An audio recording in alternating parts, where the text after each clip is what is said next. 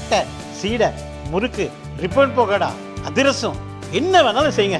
ஒரே ஒரு 5 லிட்டர் இதய மந்த்ரா கடல் எண்ணெய் பேக் ஒரு மாசம் முழுசுக்கும் அத்தனை சமையல் முடிச்சு விடலாம். இதய மந்த்ரா. வணக்கம். சென்ற மாதம் 22ஆம் தேதி பெஹல்காமில் பயங்கரவாதிகள் நம்முடைய இந்தியர்கள் 26 பேரை, அப்பாவி பயணிகளை சுட்டு கொன்றார்கள். அதன் பின்னால் நம்முடைய அரசாங்கமானது மே 7லிருந்து 10 வரைக்கும் பாகிஸ்தானில் அந்த தீவிரவாத முகாம்களை அழித்து வெற்றி கண்டது. அதற்கு பின்னால் பாகிஸ்தான் அரசு அது குறித்து எந்த விதமான நடவடிக்கையும் எடுக்காததுனால அவர்களுடைய இராணுவ மையங்களை தாக்க வேண்டிய சூழ்நிலைக்கு ஏற்பட்டது. அதனால் இது இன்றைக்கு வெற்றிகரமாக இந்த நடவடிக்கைகள் மத்திய அரசால் செயல்படுத்தப்பட்டு உலகம் முழுவதும் அது பாராட்டுதல்களை பெற்று வருகிறது. அதில் மக்கள் அனைவருமே அரசாங்கம் இவ்வளவு துரிதமாக திட்டமிட்டு நடவடிக்கை எடுத்து பயங்கரவாதிகளை மட்டுமே, அவர்களினுடைய இருப்பிடங்களை மட்டுமே தாக்கி பொதுமக்களுக்கோ மற்ற சொத்துகளுக்கோ எந்த விதமான இடையூறுகளையும் பாதிக்கப்படாமல் நடவடிக்கை எடுத்தது என்பது பாராட்டை பெற்றிருக்கிறது. இந்த சமயத்தில் நாடு முழுவதும் அனைவரும் ஒன்று சேர்ந்து தேசத்திற்காக நிற்கிறோம். நம்முடைய இராணுவ வீரர்களுக்காக முப்படைகளும் ஒருங்கிணைந்து செயல்பட்டு துல்லியமாக அந்த தாக்குதல்களை நிகழ்த்தியதற்காக அவர்களுக்கு பாராட்டு தெரிவித்துக் கொண்டிருக்கிறோம். நாம் எல்லாம் பார்க்கிறோம், நாட்டினுடைய பல பகுதிகளிலும் இந்த மூவர்ண கொடிய ஊர்வலங்களானது வெற்றிகரமாக நடந்து வருகிறது. ஆனால் அதே சமயத்தில் இந்த படைப்பாளிகள் என்று சொல்லக்கூடியவர்கள், எழுத்தாளர்கள், கவிஞர்கள், பிறகு திரைப்படத்துறையில் இருக்கக்கூடிய சில பேர், இவர்களெல்லாம் சேர்ந்து மறைமுகமாக ஒரு பிரிவினையை இதிலே கூட தூண்டிவிடக்கூடிய வேலையை செய்து வருவது என்பது மிகவும் வருத்தத்திற்குரியது. அதுவும் சென்ற மே 9ஆம் தேதி என்று இந்த படைப்பாளிகள், கவிஞர்கள், கலைஞர்கள் என்று சில பேரில் கையெழுத்து போட்டு ஒரு அறிக்கையை வெளியிட்டு இருக்கிறார்கள். அது மிகவும் துரதிர்ஷ்டவசமான அறிக்கையாக இருக்கிறது. அதில் அப்பட்டமாக அவர்கள் மதத்தை அவர்கள் கொண்டு வருகிறார்கள், தேசவிரோத சிந்தனையை அவர்கள் கொண்டு வருகிறார்கள். உதாரணமாக அந்த பயங்கரவாதிகள் சுடப்பட்டவர்களினுடைய மதங்களை கேட்டு கொன்றார்கள் என்று அதில் பாதிக்கப்பட்ட கணவன்களை, அப்பாக்களை இழந்த குழந்தைகளும் மனைவிகளும் சொல்லி இருக்கிறார்கள். அது பொய் என்று சொல்லுகிறார்கள். பாராளுமன்றத்தில் எம்பியாக இருக்கக்கூடிய ஒவைசி அவர்களே இதை கண்டித்திருக்கிறார். மதத்தை பார்த்துத்தான் நீ சுட்டு கொண்டீர்கள் என்று அவரே ஒத்துக்கொண்டிருக்கிறார். அது எல்லோருக்குமே தெரியும். இந்த விஷயமானது வெளியிலே வந்திருக்கிறது. அஸ்ஸாமை சேர்ந்த ஒரு பேராசிரியர், அவர் இந்து, அவர் சொல்லி இருக்கிறார், என்னை அந்த பாடல்களை பாடச் சொன்னார்கள், அவர்களுக்கு என்னை பார்த்த உடனே சந்தேகம் வந்துவிட்டது, அதனாலே நான் அவர்களுடைய மத பாடலை பாடியதனாலே தப்பித்தேன் என்று. ஆக முழுக்க இதற்கு மதச்சாயம் பூசுபவர்கள் இந்த படைப்பாளிகள் என்று சொல்லக்கூடியவர்கள். இது உண்மையாக கண்டிக்கத்தக்க விஷயமாகும். இரண்டாவதாக அவர்களுக்கு பிரச்சனை எதிலே வந்திருக்கிறது என்று சொன்னால், ஆபரேஷன் சிந்தூர், செந்தூரப்பொட்டு என்று பெயர் வைத்திருப்பது அவர்களுக்கு அது ஏதோ ஒரு பாலினம் சார்ந்து போகிறது, மதம் சார்ந்து போகிறது என்று, அது தவறு என்று சொல்லுகிறார்கள். இது எவ்வளவு கேவலமான வார்த்தை! நம்முடைய நாடு முழுவதுமே இந்த பாரத கலாச்சாரத்தில் பெண்கள் செந்தூரம் இடுவது என்பது வழக்கம். அதிலும் திருமணமான பெண்களுக்கு அந்த செந்தூரம் என்பது அடையாளமாக இருக்கிறது. அதில் இவர்கள் மதத்தை பார்க்கிறார்கள். அதில் மதத்தை பார்ப்பது மட்டுமல்ல, பாலினம் ஒரு பாலினமாக சொல்லியிருக்கிறார் என்று பெயர் வைத்திருக்கிறார்கள் என்று சொல்லுகிறார்கள். மிகவும் கேவலம். நம்முடைய பாரத நாட்டில் இந்த பாரத நாட்டையே நாம் தேவியாக வணங்கக்கூடியவர்கள்.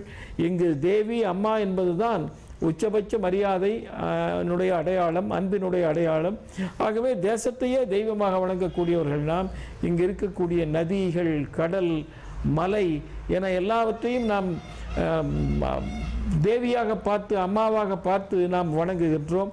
அதில் செந்தூரம் என்று நீங்கள் எப்படி பெயர் வைத்தீர்கள் என்று சொல்லுகிறார்கள். ஆகவே இவர்களுடைய உள்நோக்கம் புரிகிறது. இவர்கள் எல்லோருமே தேசத்திற்கு மறைமுகமாக விரோதமாக செயல்படக்கூடியவர்கள். பொதுவில் பேசும்போது அவர்கள் சொல்லுவது நாட்டின் எல்லைகளை தாண்டி மனிதநேயம் மற்றும் மனித உரிமைகளுக்காக பேசுகிறோம் என்று சொல்லுகிறார்கள். நீங்கள் பக்கத்து நாடான பாகிஸ்தான் நம்மிடம் தொடர்ந்து வம்புக்கு வந்து கொண்டிருக்கிறது. நம்முடைய பொதுமக்களை அப்பாவிகளை தாக்கி கொண்டிருக்கிறது. அங்கு தீவிரவாதத்தை ஊக்குவிப்பதன் மூலமாக வளர்த்துவதன் மூலமாக நம்முடைய மக்களுக்கு நாட்டிற்கு பெரிய அளவுக்கு தொடர்ந்து சேதங்கள் விளைவித்துக் கொண்டிருக்கிறது. ஆகவே இப்படிப்பட்ட ஒருவரிடம் நாம் எப்படி மனிதநேயம் பார்க்க முடியும்? நம்முடைய தேசத்தினுடைய அடிப்படை பண்பே யாதும் ஊரே யாவரும் கேளீர் என்பதுதான். வசுதேவ குடும்பகம். உலகத்தில் இருக்கக்கூடிய மக்கள் அனைவரையும் பார்க்கக்கூடிய ஒரே கலாச்சாரம் பாரத கலாச்சாரம் தான். ஆகவே நாம் எல்லோரையும் ஒன்றாக பார்ப்பவர்கள். ஆனால் அதே சமயத்தில் நமக்கு தொடர்ந்து நம்முடைய நாட்டின் மேலே படையெடுத்து நம்முடைய நாட்டின் மக்களுக்கு தொந்தரவு செய்யக்கூடிய வகையில் இந்த தீவிரவாதத்தை ஊக்குவித்து வரக்கூடிய அவர்களை எப்படி நாம் மனிதநேயத்துடன் பார்க்க முடியும்? அவர்களுக்கு தகுந்த பதில் தான் கொடுக்க முடியும். கடந்த 70 வருடங்களுக்கு மேலாக நாம் எல்லா விதமான முயற்சிகளையும் செய்து வந்திருக்கிறோம். அவர்களுடன் பேசி வந்திருக்கிறோம், வாய்ப்புகளை கொடுத்து வந்திருக்கிறோம். ஆனால் தொடர்ந்து அவர்கள் இந்த மாதிரி செயல்பட்டு வருவதனாலே அவர்களுக்கு பதிலடி கொடுக்க வேண்டியது அவசியம். இந்த மாதிரி பயங்கரவாத நாட்டை நாம் தடுத்து நிறுத்த வேண்டும் என்று சொன்னால் அவர்கள் புரிந்து கொள்ளக்கூடிய விதத்திலே தான் நாம் பதிலடி கொடுக்க வேண்டும். ஆகவே நாம் அதை கொடுத்திருக்கிறோம். இந்த அரசாங்கமானது முந்தைய காங்கிரஸ் அரசாங்கங்களைப் போல கோழை அரசாங்கம் அல்ல. நீங்கள் மும்பை குண்டு வெடிப்பு வந்தபோது நமக்கு தெரியும் 160க்கு மேற்பட்டவர்களை பலி கொடுத்தோம். அரசாங்கம் என்ன நடவடிக்கை எடுத்தது? எந்த நடவடிக்கை எடுக்கவில்லை. தொடர்ந்து இந்த மாதிரி போக்கையே கடைபிடித்து கொண்டு வருகிறார்கள். ஆகவே இப்போதைய மோடி அரசாங்கமானது உறுதியான நடவடிக்கை எடுத்து வருகிறது. அதுவும் இந்த முறை உறுதியாக சொல்லிவிட்டது, இனிமேல் பயங்கரவாத தாக்குதல் என்று வந்தால் அது போராக கருதப்படும் என்று சொல்லி இருக்கிறது. இதற்கு உலக நாடுகள் எல்லாமே நமக்கு ஆதரவு கொடுத்து கொண்டிருக்கின்றன. ஐக்கிய அரேபிய நாடுகள் முழுமையாக ஆதரவு கொடுக்கின்றன. பெரிய பெரிய நாடுகள் எல்லாம் ஆதரவு கொடுக்கின்றன. 1-2 நாடுகளை தவிர, சீனா, துருக்கி போன்ற 1-2 நாடுகளை தவிர அனைத்து நாடுகளும் ஆதரவு கொடுக்கின்றன. ஏனென்றால் இன்றைக்கு தீவிரவாதத்தாலே பல நாடுகள் பாதிப்புக்கு உள்ளாகி கொண்டிருக்கின்றன. ஆகவே இந்த சமயத்தில் இவர்கள் போருக்கு செல்வதே தவறு என்கின்ற வகையில் பேசிக்கொண்டிருப்பது என்பது இதை திசை திருப்பக்கூடிய ஒரு விஷயமாகும். அதற்கு இடையில் இன்னொரு கருத்தை அவர்கள் சொல்லுகிறார்கள். சர்வதேச விசாரணைக்கு அவர்கள் பாகிஸ்தான் வரும் சூழ்நிலை இருந்த சமயத்தில் நீங்கள் பாரத நாடு போய் தாக்கி இருக்கிறது என்கின்ற மாதிரி ஒரு கருத்து வந்திருக்கிறது. அது முழுக்க தவறு.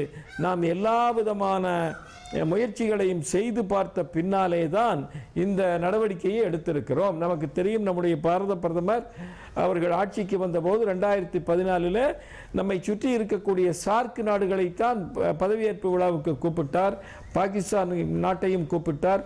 பிறகு அந்த நாட்டிற்கே சென்று பேச்சுவார்த்தை நடத்துவதற்காக சென்றார். அனைத்தும் தோல்வியுற்ற சமயத்தில் நாம் இந்த நடவடிக்கையை எடுக்கவில்லை என்று சொன்னால் நம்முடைய நாட்டை காப்பாற்ற முடியாது. ஆகவே இந்த இடதுசாரி ஆதரவாளர்கள், இந்த பெரியாரிய ஆதரவாளர்கள் தேசத்துக்கு விரோதமான கருத்துக்களை மறைமுகமாக பேசி வருவது என்பது மிகவும் கண்டிக்கத்தக்கது. நம்முடைய தமிழக மக்கள் தேசத்திற்காக அனைவரும் ஒன்றிணைய வேண்டும்.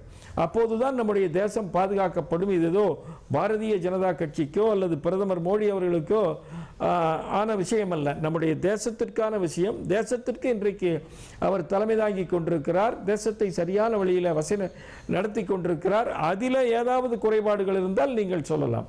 அதை விட்டுவிட்டு ஒட்டுமொத்த பிரச்சனையையும் திசை திருப்புவது என்பது மிகவும் கண்டிக்கத்தக்கது. இதில் நமக்கு அறியப்பட்ட இடதுசாரிகள் படைப்பாளிகள் என்கின்ற பேரில் தேச ஒற்றுமைக்கு பங்கம் விளைவிக்கிறார்கள். இராணுவத்தை கேள்விக்கு உள்ளாக்குகிறார்கள். அதாவது அவர்களே சொல்லுகிறார்கள், இதில் பாதிக்கப்பட்ட குடும்பங்களினுடைய குழந்தைகள் பெண்மணிகள் சொல்லி இருக்கிறார்கள் என்ன நடந்தது என்று.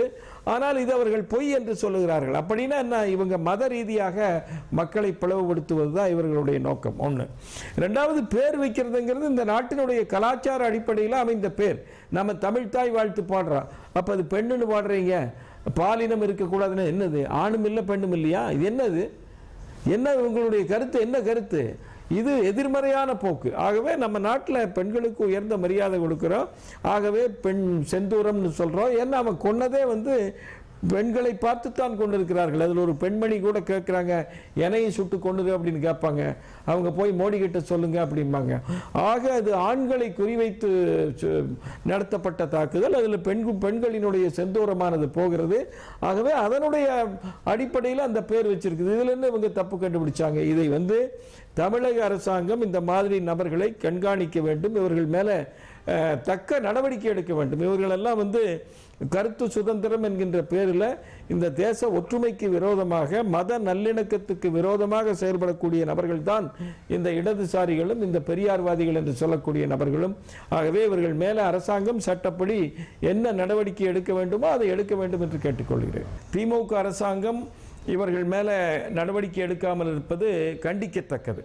அதாவது மத நல்லிணக்கத்துக்கு எதிராக, தேச ஒற்றுமைக்கு ஆதரவாக நாடு முழுவதும் செயல்பட்டு கொண்டிருக்கிற போது அதிலே சந்தேகங்களை எழுப்பி இவர்கள் வெளியிட்டிருக்கக்கூடிய அறிக்கையானது கண்டிக்கத்தக்கது.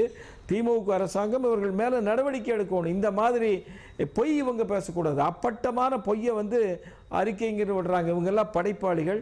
இவங்க நாவலையும் எழுத்துக்களையும் படிக்கக்கூடியவங்க இருக்கிறாங்க. இவங்க எடுக்கக்கூடிய சினிமாக்களை பார்க்கக்கூடியவங்க இருக்கிறாங்க. இவங்க சம்பந்தப்பட்ட அரசியல் கட்சியில் இவங்க கருத்துக்களை கேட்கக்கூடிய தொண்டர்கள் இருக்கிறாங்க. இப்படி இருக்கும்போது இவர்கள் பொய்யான தகவலை வெட்ட வெளிச்சமாக சொல்லுகிறார்கள். இதுக்கு மேலே இவர்கள் என்ன தவறு செய்ய முடியும்? ஆகவே இவர்கள் வேண்டுமென்றே மத நல்லிணக்கத்தை இவர்கள் கெடுக்கிறார்கள்.